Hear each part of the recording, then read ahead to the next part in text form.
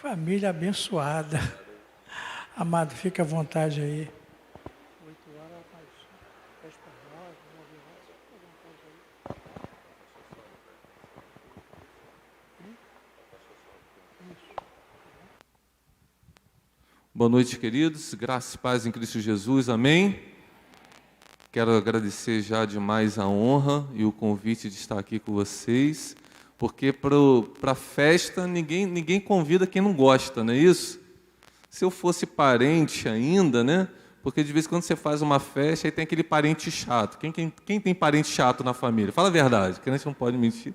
Você fala assim, pô, é parente, eu tenho que chamar, ficar chato não chamar. Mas amigo chato você não chama.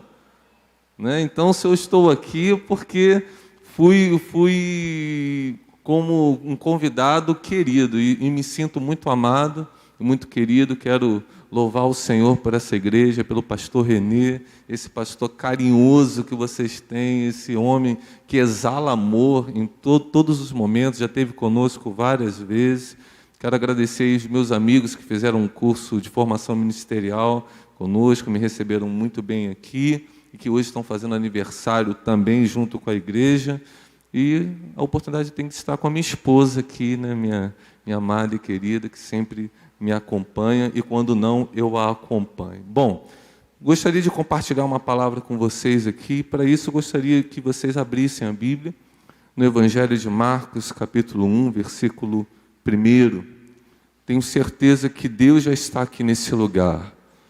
Posso sentir um ambiente, uma atmosfera propícia à atuação do Espírito Santo. Eu tenho certeza que vocês têm ouvido palavras abençoadoras a partir desse púlpito, e peço que o Espírito Santo me unja para que não seja de uma forma diferente nesta noite. Assim que você localizar a passagem, eu queria só dar um adendo. Nós lá no Porto da Pedra, nós acabamos de fazer aniversário também, né? Nós comemoramos 10 anos. Então, 15 anos, 15 anos, né? Estamos debutando, e vocês aqui já com 24. Eu não sei se vocês pensam parecido comigo, quando eu faço aniversário, ao mesmo tempo que eu fico alegre, quero celebrar, também sempre me traz uma tônica de reflexão. Quais serão os próximos passos? Como que foi minha vida até aqui? Esse ano em 2021, fiz 40 anos, entrei naquela fase já da meia-idade, fiquei, e agora? Né? O que vai ser para os próximos 40? Como será isso? E lá na igreja a gente colocou até um tema, né? Eu falei, pai, vamos fazer um tema para que a gente possa celebrar, mas ao mesmo tempo ministrar. E aí, agora estamos fazendo 15 anos, vamos falar sobre a relevância da igreja, uma igreja relevante nos dias de hoje. E dentro desse contexto eu queria trazer uma palavra que eu não preguei essa palavra lá no aniversário, mas vamos celebrar o Senhor. Até aqui nos ajudou o Senhor, sim ou não? 24 anos de gratidão, 24 anos de vitória, 24 anos de celebração, de adoração, várias vidas transformadas, abençoadas, curadas nesse lugar. E agora?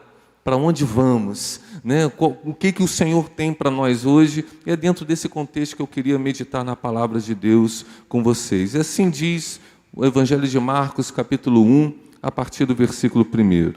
Princípio do Evangelho de Jesus Cristo, Filho de Deus, como está escrito na profecia de Isaías: eis que envio o meu mensageiro adiante de você, o qual preparará o seu caminho. Voz do que clama no deserto, preparem o caminho do Senhor, endireitem as suas veredas. E foi assim que João Batista apareceu no deserto, pregando o batismo de arrependimento para a remissão de pecados. E toda a região da Judeia e todos os moradores de Jerusalém iam até ele e, confessando os seus pecados, eram batizados por ele no Rio Jordão. A roupa de João era feita de pelos de camelo. Ele usava um cinto de couro e se alimentava de gafanhotos e mel silvestre. E João pregava dizendo: depois de mim vem aquele que é mais poderoso do que eu, do qual eu não sou digno de, curvando-me, desamarrar as correias das suas sandálias. Eu batizei vocês com água, ele, porém, os batizará com o Espírito Santo. A igreja pode dizer amém? Vamos orar? Querido e gracioso Senhor, nós invocamos a Tua presença sobre este lugar.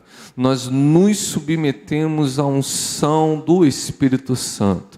Que o Senhor venha derramar sobre nós uma unção de sabedoria, de conhecimento, de discernimento. Que o Senhor venha nos revelar o Teu propósito e a Tua vontade aqui nesta noite. Que como uma boa terra, Senhor, o nosso coração receba a semente da Tua palavra e ela frutifique para a Tua glória. Venha reinar entre nós, ó Pai. Venha manifestar a Sua glória. Eu tenho certeza que os Teus filhos estão aqui não para ouvir uma voz de homem, mas para ouvir a voz do Senhor, que é viva e eficaz e é mais poderosa, Senhor, do que tudo, Pai. Por isso nos cura, nos restaura, nos alimenta, nos sacia, que ao terminarmos este culto nós saibamos que nós tivemos um encontro sobrenatural com a Tua presença. Eu me coloco na inteira dependência, Senhor, do Senhor. Tu sabes o quanto eu necessito de Ti. Usa os meus lábios, ó Pai, e ministra a Tua glória aqui nesse lugar. Fica à vontade no nosso meio e nos abençoa nesta noite, é o que nós oramos no nome de Jesus. Você pode dizer amém, queridos? Amém. Bom, vocês viram aqui no texto que esse é o princípio de tudo. Quando Marcos ele vai iniciar a sua narrativa do Evangelho, ele diz: este foi o princípio do Evangelho de Jesus Cristo. E esse contexto era um contexto muito difícil.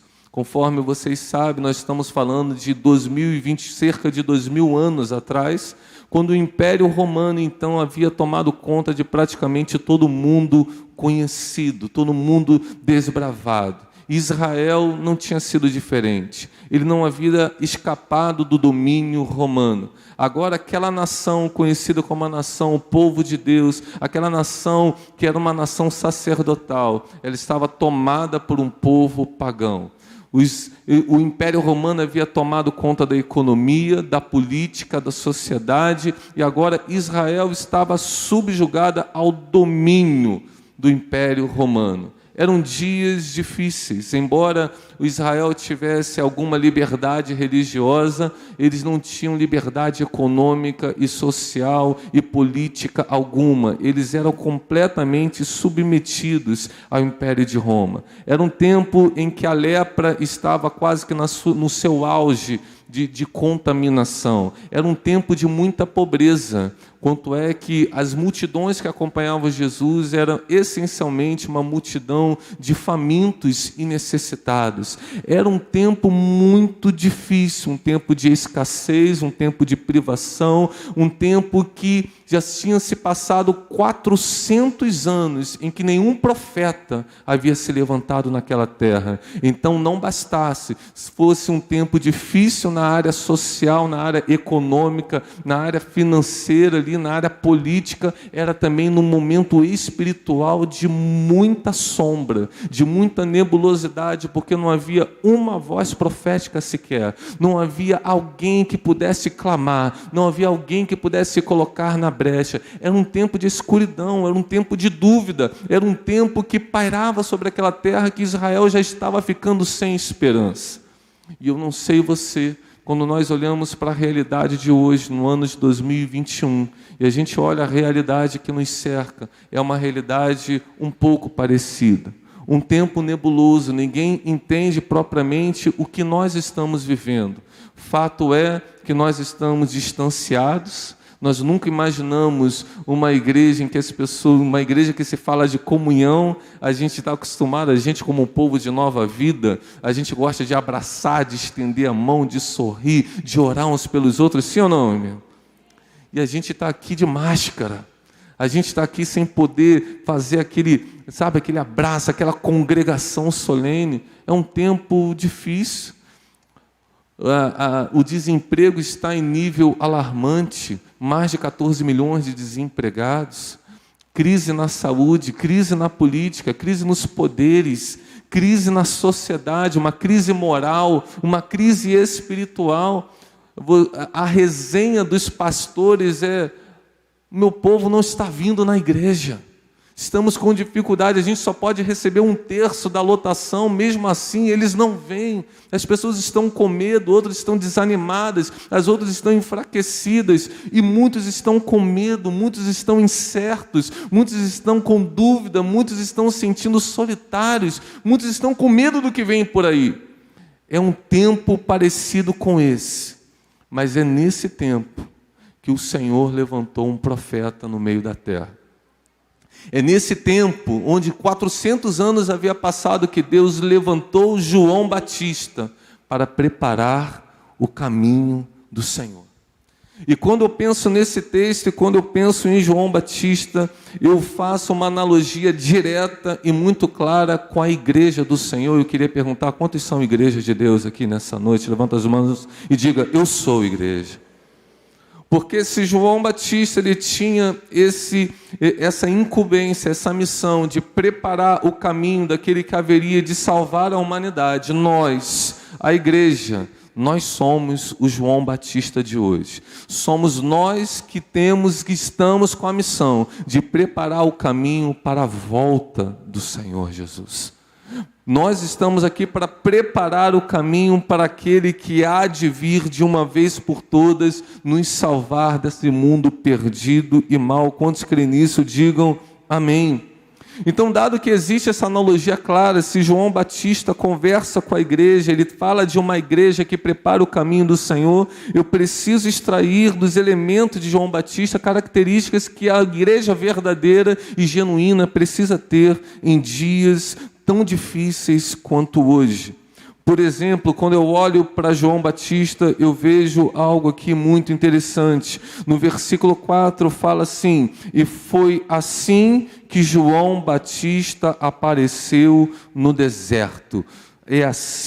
Foi assim que João Batista apareceu no deserto. Engraçado, irmãos, que João Batista ele não apareceu nos grandes centros urbanos. Ele não apareceu nas grandes festividades, ele não apareceu nos palácios da época, ele não apareceu nas sinagogas. E quando eu vejo essa característica em João Batista, eu vejo um homem que revela um não interesse, um completo desinteresse pela fama, pelo poder ou pelo prestígio. João Batista estava focado em apenas uma coisa: a sua missão. E qual era a missão de João Batista? Diga comigo: preparar o caminho. Fala mais uma vez: preparar o caminho. Qual era a missão de João Batista? Preparar o caminho. Qual é a nossa missão hoje, em 2021? Preparar o caminho. Eu olho muitas vezes e percebo uma igreja muitas vezes cansada, desanimada, enfraquecida, mas esse tempo não é um tempo de desanimar, esse tempo não é um tempo de se enfraquecer, esse é um tempo da igreja se levantar e preparar o caminho. É tempo, nesta hora, de nós nos apropriarmos da missão que o Senhor nos deu, celebrarmos com gratidão, Senhor, os 24 anos que nós temos vivido aqui. Quantas crises nós já passamos e estamos aqui, quantas lutas nós já passamos e estamos aqui, e assim, de luta em luta, de fé em fé, de vitória em vitória, mas nós não paramos, porque nós temos uma missão: preparar o caminho. João Batista, ele fala disso, ele não aparece em outros lugares, o seu caminho é no deserto. Ele não está preocupado com poder, com prestígio, com status, com fama, com multidões. Ele só tem uma missão: preparar o caminho. E o caminho, queridos, tem a ver com escolhas. Caminho tem a ver com decisões. Uma das definições de caminho é o percurso que eu percorro em direção a um destino, a um alvo.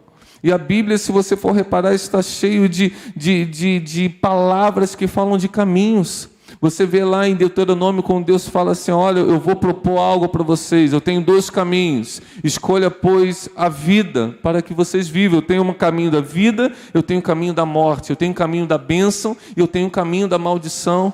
Jesus, em uma das suas pregações, ele fala: olha, eu tenho 2 portas para vocês, eu tenho a porta estreita e eu tenho a porta larga. Entra pela porta estreita, porque o caminho é apertado, a porta é estreita, mas o final dela é a salvação. Você vê ali Jonas e a sua decisão. Ele está diante de uma trilha, ele está diante de uma encruzilhada. Tem 2 caminhos: ele pode ir para Nínive, atender o chamado do Senhor, ou ele pode fugir e ir para Tarsis, que foi o que ele fez. E você viu tudo o que aconteceu na vida de Jonas. E Jonas também fala de uma igreja que desobedece a sua missão, que foge da sua missão, que sai do foco do seu chamado. E eu tenho certeza que eu não estou falando para uma igreja de Jonas, eu estou falando para uma igreja de João Batista. Amém ou não amém, querido? Que cumpre a sua missão. Quando você olha lá em Gênesis 6, onde que a humanidade caminhava, os caminhos que a sociedade caminhava, mas quando fala de Noé, fala assim: Noé, porém, andava com Deus. Então eu vejo aqui um homem que aparece no deserto, que está comprometido com a missão de preparar o caminho, e ele é completamente fiel e obediente à missão. Eu queria perguntar aqui: quantos obedientes eu tenho aqui? O Senhor te chama para obedecer o seu chamado nesta noite.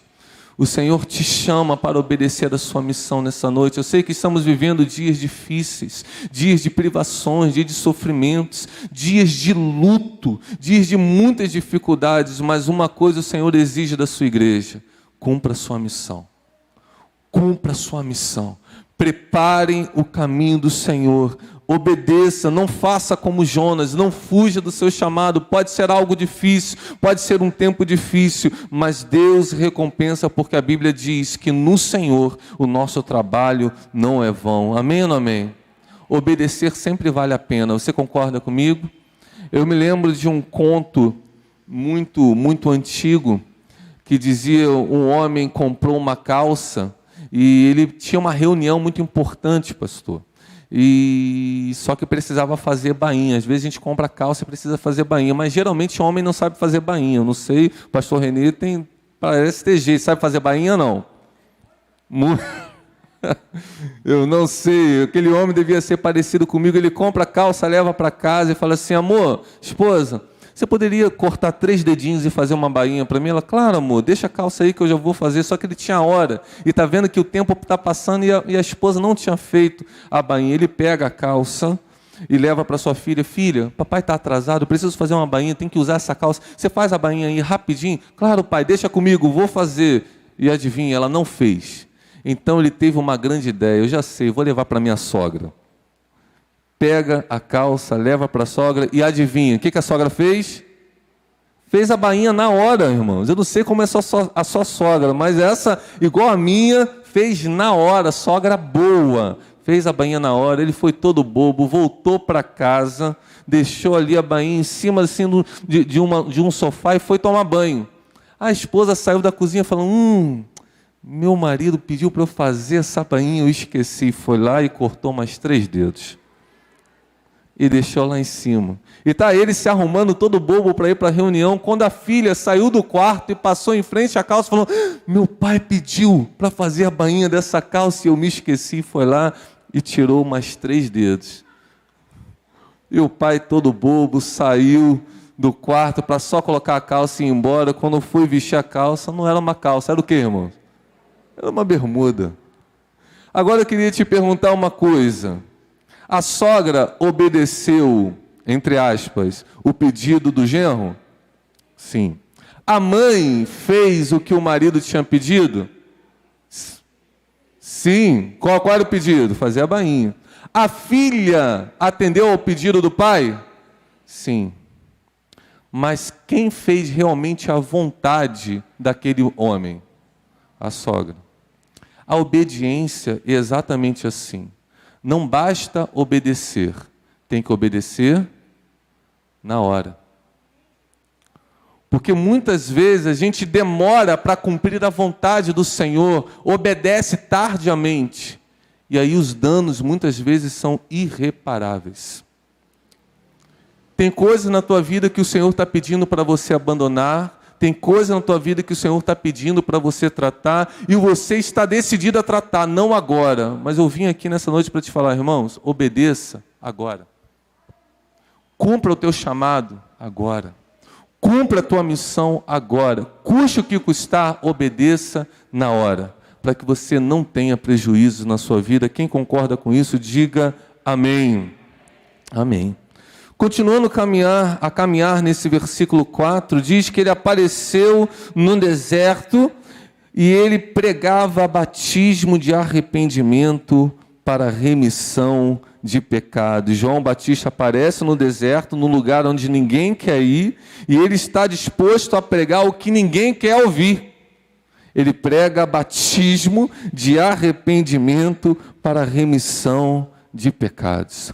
João Batista era um homem fabuloso, um homem muito corajoso. Ninguém quer ser confrontado com os seus pecados, sim ou não? Somente aqueles que são servos fiéis do Senhor. Mas quando digo a humanidade, ninguém quer ser confrontado com os seus erros. Ninguém quer ser confrontado com as suas imoralidades. Mas João Batista aparece num lugar que ninguém quer ir, pregando o que ninguém quer ouvir. E ainda assim a multidão vai ao seu encontro. Ele aparece ali pregando batismo de arrependimento. Quando eu vejo a pregação de João Batista, eu penso, João Batista carregava uma mensagem. E a mensagem que ele carregava, nós devemos carregar também. Em todo momento ele pregava, arrependei-vos, porque próximo está o reino dos céus. Ele começou a levantar essa bandeira, olha, arrependei-vos, porque próximo está o reino dos céus. Quando eu olho a igreja num todo, eu vejo que a gente perdeu um pouco essa tônica, o senso de urgência da volta de Cristo, do reino de Cristo. Nós estamos pregando muito como ficar bem acomodado no mundo, que será entesourado pelo fogo, o mundo que vai passar, mas a igreja como João Batista, ela tem que se levantar hoje para pregar, olha, arrependei-vos, porque Jesus está voltando. Nós temos que preparar esse caminho do Senhor. João Batista tinha esse discurso nos seus lábios, e o nosso discurso denuncia quem somos e o que nós pensamos. Quantos creem em que Jesus vai voltar? Quantos creem que Jesus pode voltar hoje? Quantos creem que Jesus pode voltar durante esse culto, irmãos? Então minha pregação não é uma pregação esquisita nem estranha, porque se eu creio, eu tenho que falar sobre isso. Se eu creio, eu tenho que viver de acordo com isso. Se Jesus está pronto a voltar, uma coisa eu tenho que pregar todo dia: arrependei-vos, porque Jesus está voltando para buscar a sua igreja. O nosso discurso, ele denuncia quem somos, porque a boca fala do que o coração está cheio. E quando o nosso coração está cheio dessa fé, dessa misericórdia, dessa obediência pela missão de Deus, nós falamos a respeito dessa missão. Nós não conseguimos fugir desse tema, porque o que nós falamos, ela trata exatamente aquilo que nós somos. Tenta imaginar, você está conversando com um baiano e fala para ele assim, olha, você é baiano. Aí o baiano fala, ó, gente, não sou não. Não tem como não falar. O teu sotaque diz quem você é. Da mesma maneira, João Batista, toda vez que ele pregava, ele denunciava quem ele era. Ele era um profeta do Senhor. Pedro, quando estava naquele pátio, a mulher olhou para ele e falou assim, você é um deles, porque você se veste como ele, você anda como ele, você fala como ele. A igreja tem que ser isso como João Batista. Se vestir como ele, andar como ele e pregar e falar como ele. Eu posso ouvir um amém? Um dos legados mais importantes que Jesus legou à sua igreja é ide por todo mundo e pregai o evangelho a toda criatura. Ide por todo mundo e pregai o evangelho a toda criatura. Sabe, igreja, eu amo louvar, adorar. Eu sou ainda líder do Ministério de Louvor e Adoração da igreja. Mas ele não falou ide por todo mundo para a gente cantar, para a gente orar. Eu adoro orar. Pastor Renê estava falando aqui, homem de oração é outra coisa. Pela madrugada orando a Deus. Mas ele disse, ide por todo mundo e pregai. A igreja tem uma missão. Nós temos várias atividades e tarefas importantes, mas a missão, o legado que a igreja tem, que permanecer fiel, é a pregação da sua palavra. Nós devemos carregar uma mensagem. João Batista apareceu naquele contexto difícil, onde ninguém queria ir, pregando o evangelho. E a igreja, ela não pode se acovardar. A igreja não pode se esconder. A igreja de hoje não pode fugir. Ela tem que dar a sua cara, aparecer lá onde ninguém quer ir e pregar: ei, Jesus está no controle. Jesus ressuscitou. Jesus é vivo. Jesus é poderoso. Ele não se esqueceu de você. Arrependei-vos e crede no evangelho. Crê no Senhor Jesus e serás salvo, tu e a tua casa. Esta é a missão da igreja. Aleluias, aleluias. Nós somos esse João Batista de hoje, irmãos. E a gente vai percorrendo esse texto e a gente encontra no versículo 5 o seguinte trecho: e toda a região da Judéia e todos os moradores de Jerusalém iam até ele, e confessando os seus pecados, eram batizados por ele no Rio Jordão. Eu vou repetir, espero que você pegue essa dica que está nesse texto. Toda a região da Judéia e todos os moradores de Jerusalém iam até ele, e confessando os seus pecados, eram batizados por ele no Rio Jordão. Não importa se João Batista pregasse o que ninguém estava disposto a ouvir. A verdade é, havia uma unção sobre João Batista. Ele estava retirado da cidade, ele estava num lugar deserto. Ainda assim, as multidões saíam da cidade e iam até atrás de João Batista para ouvir o que Deus estava falando por meio dele. Houve um impacto no ministério de João Batista. E eu tenho certeza que os próximos 24 anos de ministério da igreja de Jardim Catarina aqui nesse bairro serão anos de impacto nesse bairro tão carente, que precisa tanto da glória do Senhor aqui nesse lugar. Eu tenho certeza. Você pode não estar num centro urbano, a gente pode não estar numa cidade de elite, num lugar elitizado, a gente está aqui numa cidade carente, num bairro carente, mas o Senhor levantou essa igreja como uma coluna, como um João Batista do século 21, e eu tenho certeza que as pessoas vão correr de todos os lados para vir aqui, saber que Deus está aqui nesse lugar, curando, transformando, salvando para a sua glória. Porque essa igreja é um João Batista do século 21.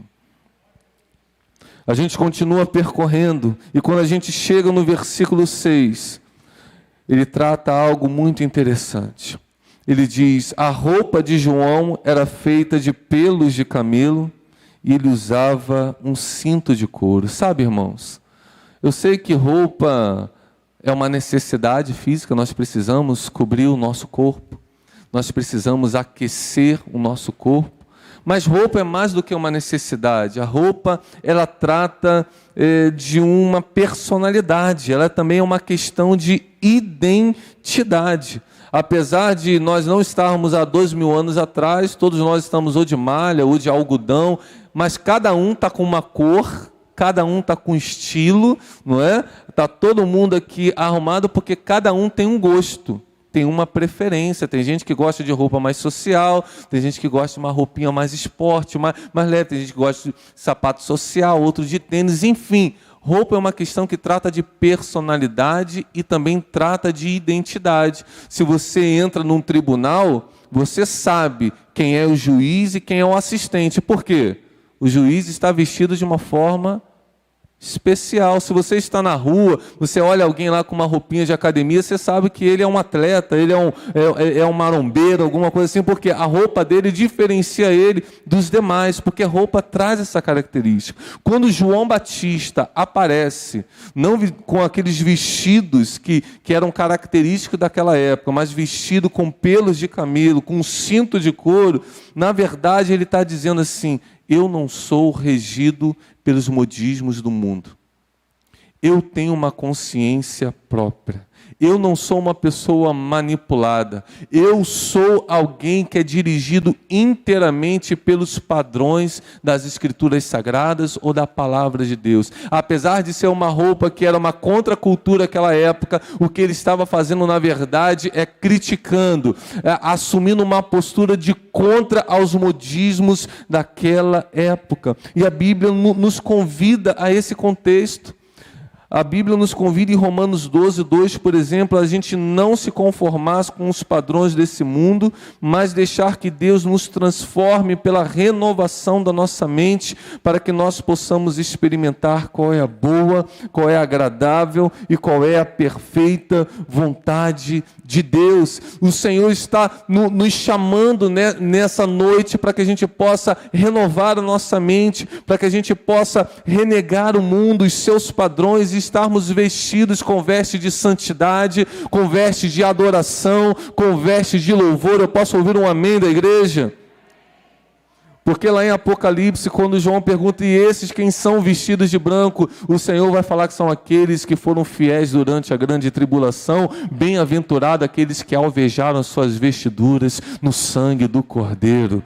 Vestes trata de propriedade, de identidade. Eu não estou falando dessa veste física, eu estou falando da nossa veste espiritual. Por isso que em Isaías 61 diz, vestes de louvor em vez de espírito angustiado. O Senhor nos ungiu para isso, para que nós possamos proclamar essa alegria, para que nós possamos proclamar essa salvação. E por isso eu queria te perguntar nessa noite, quais são as roupas que nós estamos usando? Com licença.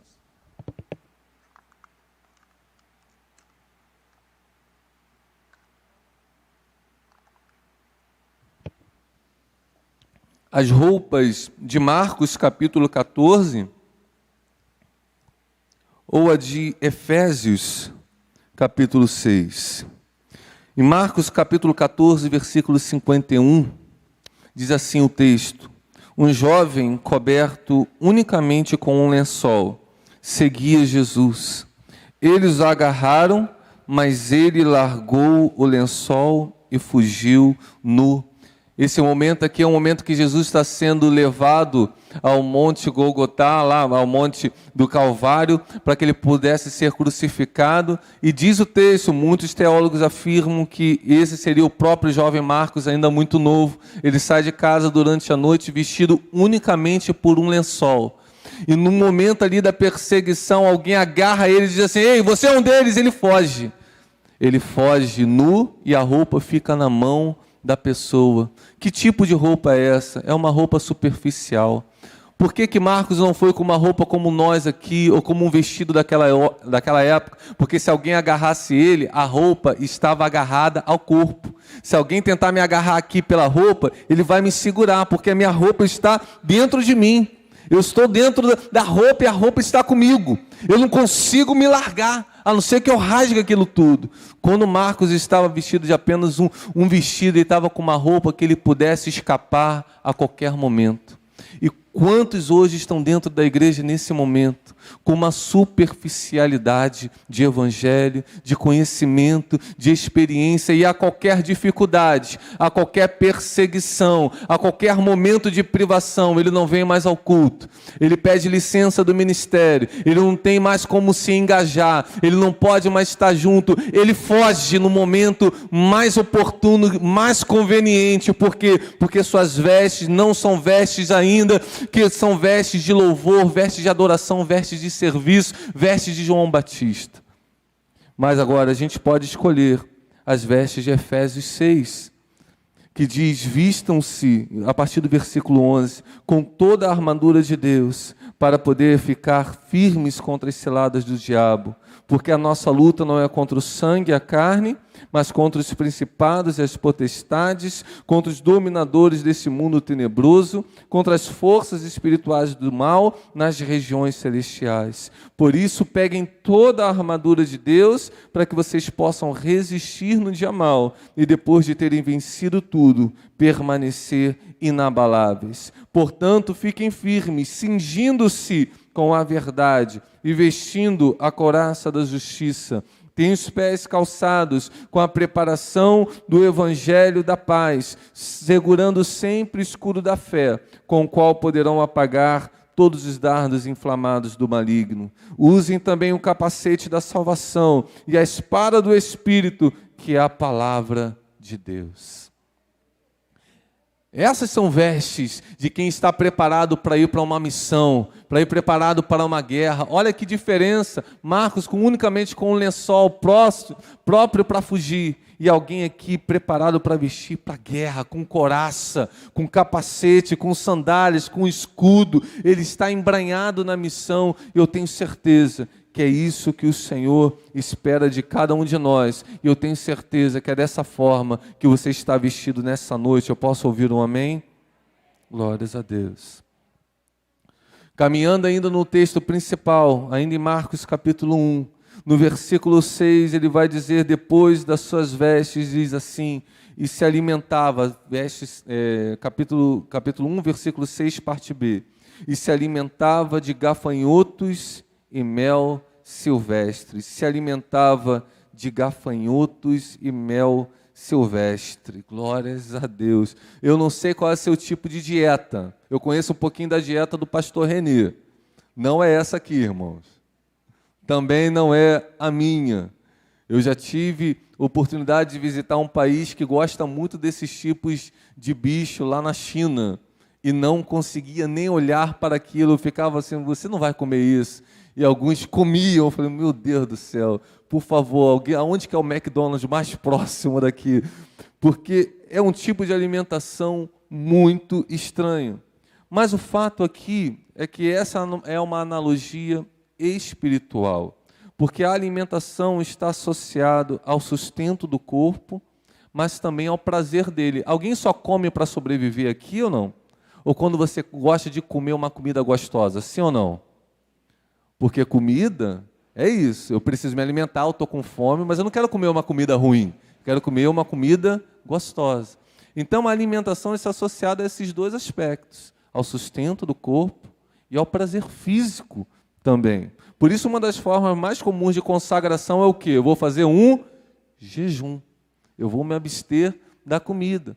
Não para deixar de sustentar o meu corpo, mas para poder frear o impulso, um desejo da carne, um prazer da carne. Isso é muito normal. Engraçado que os nutricionistas dizem o seguinte, você é o que você come. Dá uma olhada para o teu irmão que você vai saber o que ele come. Olha para o irmão e fala assim, irmão, você está comendo muita batata frita, está comendo muito doce, você é o que você come. No sentido espiritual, não é diferente.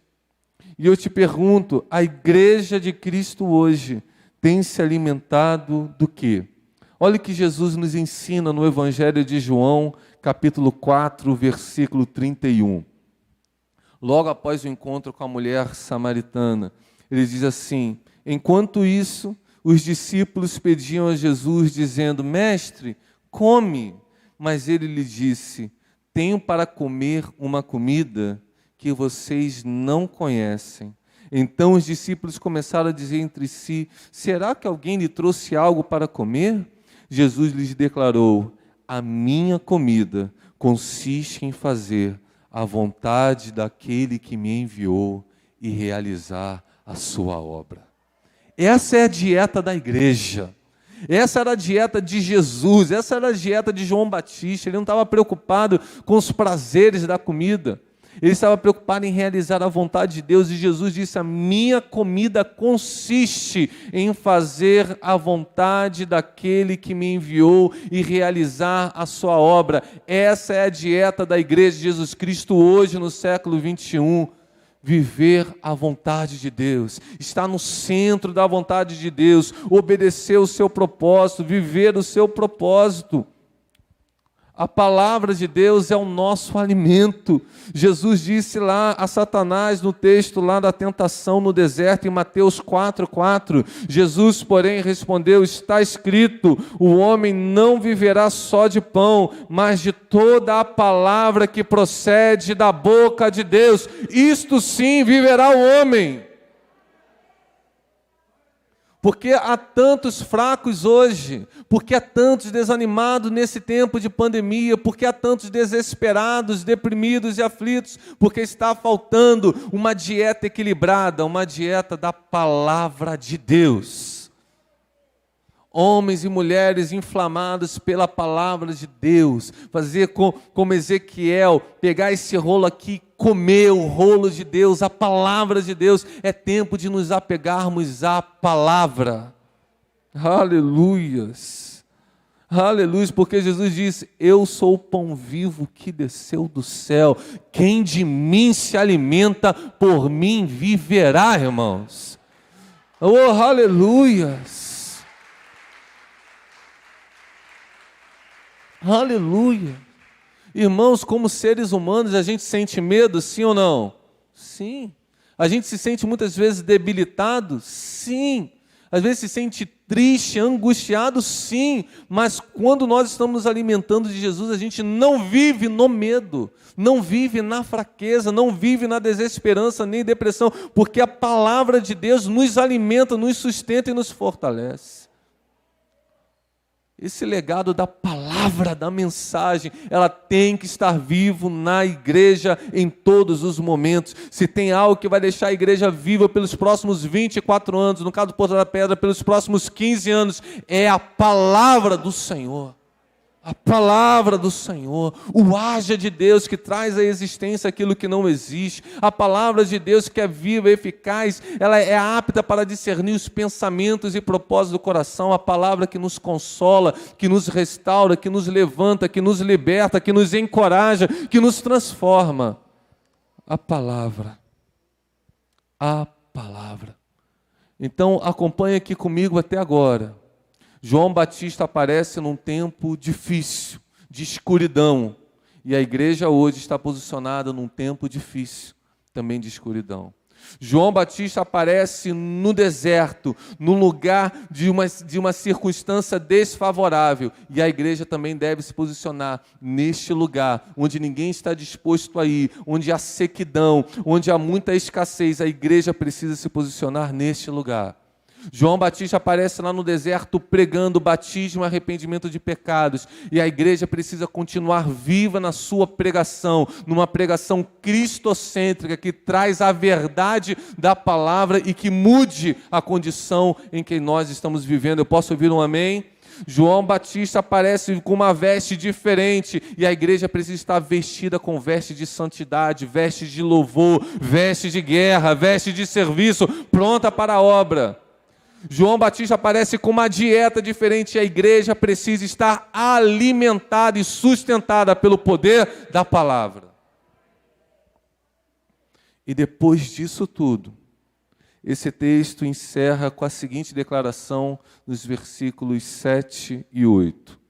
João Batista diz: porque até agora, irmãos, até agora, Marcos está falando sobre quem é João Batista. Pela primeira vez no texto, pastor, João Batista vai abrir os seus lábios.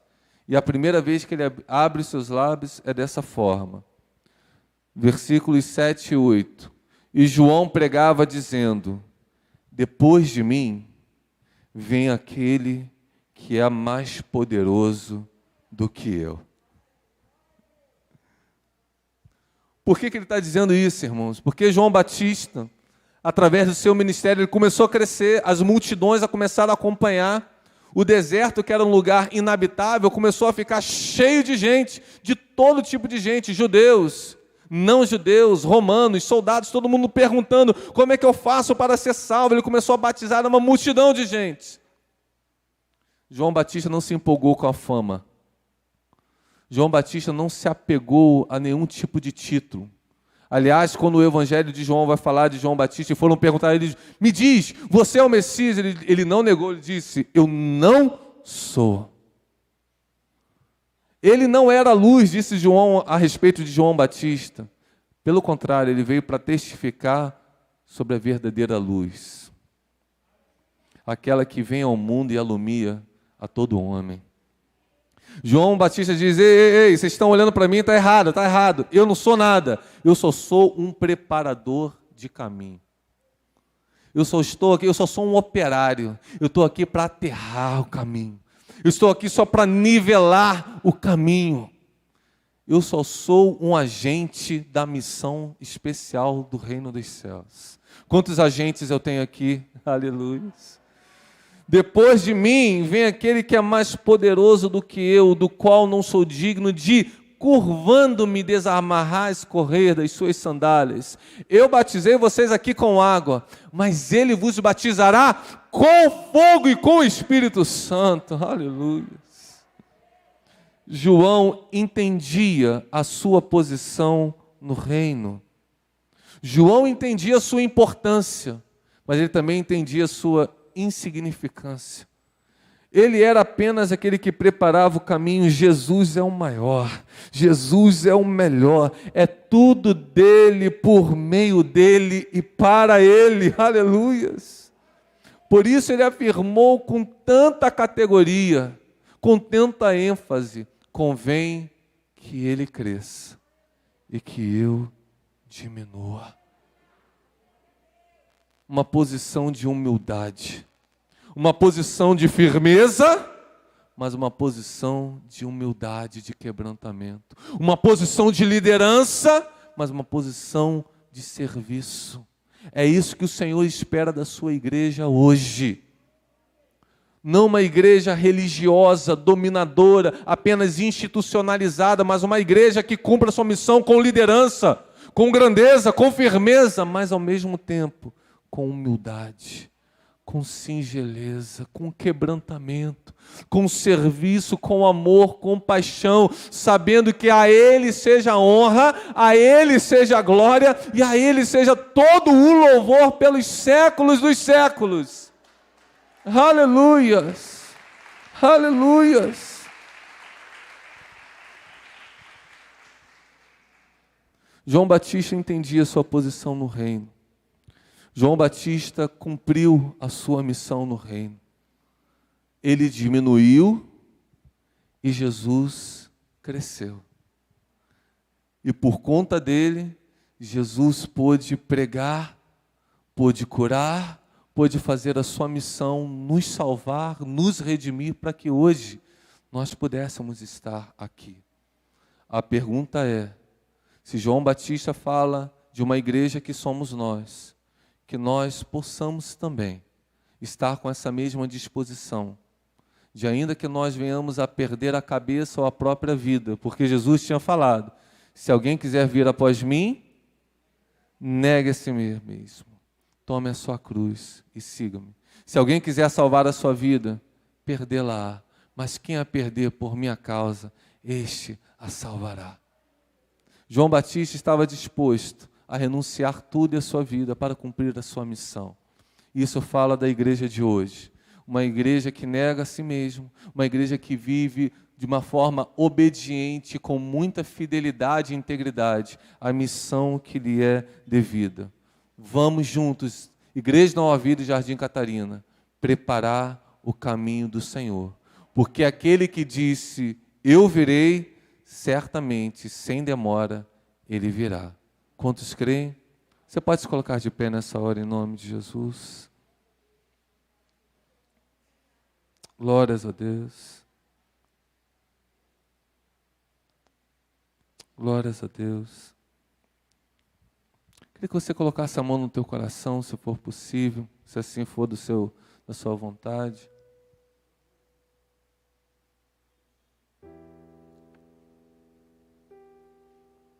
E antes de orar, queria que você fechasse seus olhos e orasse com o Pai neste momento.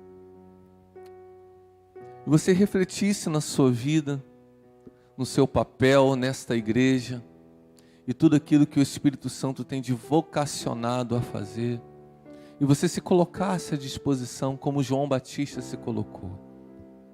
Você certamente foi ungido. O mesmo Espírito que ungiu João Batista é o mesmo Espírito que ungiu a cada um de nós.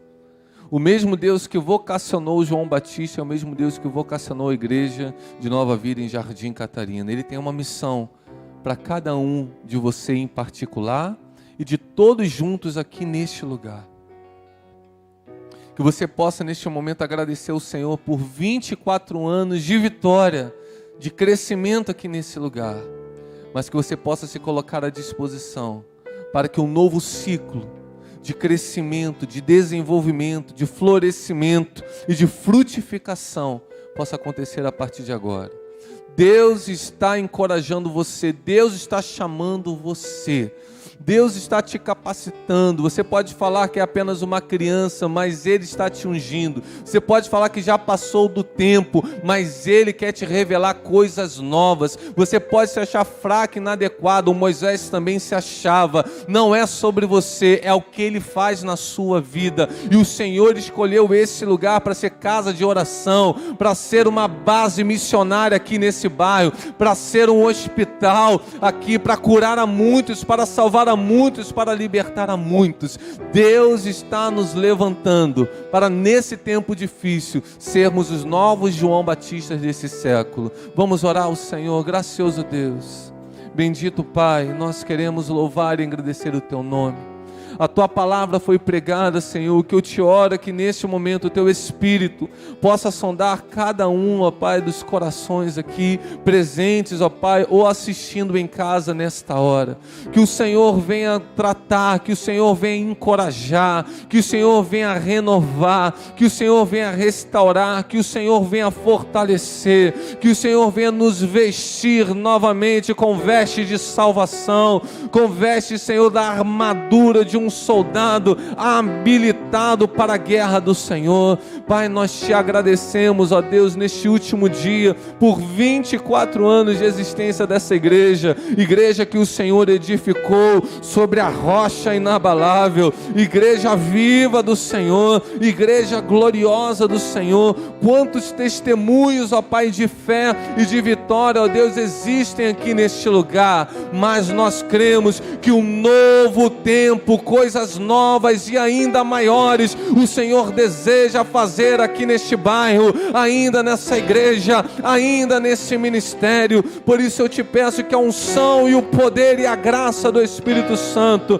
venha revestir cada um dos meus irmãos, venha amparar aqueles que estejam fracos, venha levantar aqueles que estão desanimados, venha congregar aqueles que estão dispersos, Senhor, venha curar aqueles que estão enfermos, venha libertar aqueles que estiverem aprisionados pelo medo, Senhor, em nome de Jesus, de leste a oeste, de norte a sul, que o vento que vem dos quatro cantos sopre sobre esse lugar e levante, Senhor, nesse tempo de vale de ossos secos, um exército vivo, poderoso, corajoso, ó Deus, que pregue a Tua palavra, que viva obedientemente o Teu evangelho e cumpra a missão do ID, Senhor. Pai, em nome de Jesus, derrama da Tua graça e da Tua glória, que esta casa sempre experimente da manifestação da Tua presença e dos Teus sinais, ó Pai. Que Jardim Catarina se renda, ó Pai, que todo este bairro se renda, confesse com os seus lábios e creia com o seu coração que Jesus Cristo é o Senhor, para a glória de Deus Pai. Nós te louvamos, ó Pai, por esta oportunidade. Eu te agradeço e te oro, Pai, em nome de Jesus. Você pode dizer amém, queridos? Você pode aplaudir ao Senhor.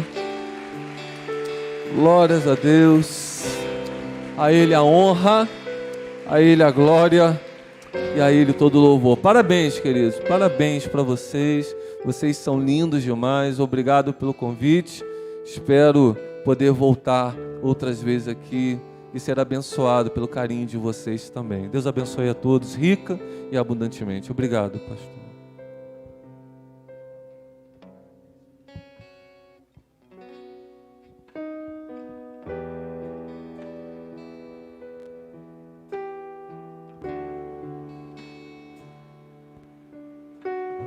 Que palavra, hein, irmãos? Que palavra. Vai voltar mais, hein? Você gostou, amém? Eu também. Já fiquei com gostinho de quero mais.